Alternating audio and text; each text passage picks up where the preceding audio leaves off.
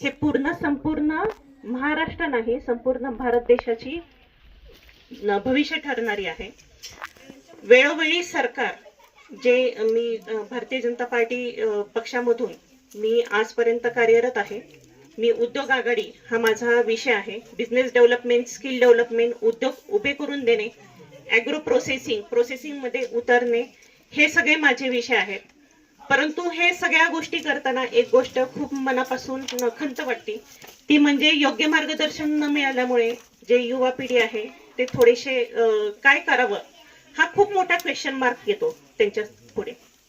आणि दुसरी गोष्ट म्हणजे महिला वर्ग आज खूप पाठीमागं आहे.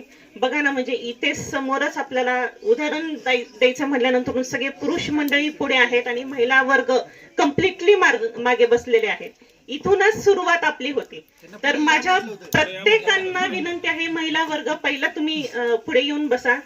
तुमची जागा ही पुढे आहे आणि फ्रंट जो आपण सुरुवातच माऊलीपासून सुरुवात करतो अशा पद्धतीने माझे सगळे कार्यक्रम असतात आणि अशा पद्धतीने माझं कार्य असतं.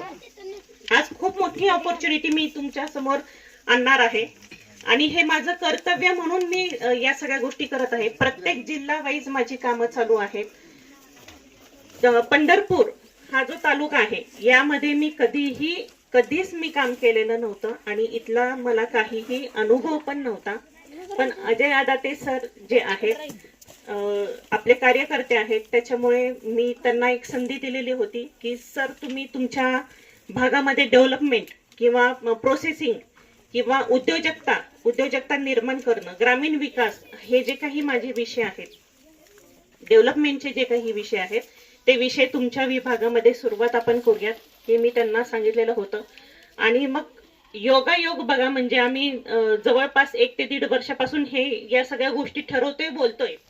पण महाराष्ट्र इतका मोठा आहे आणि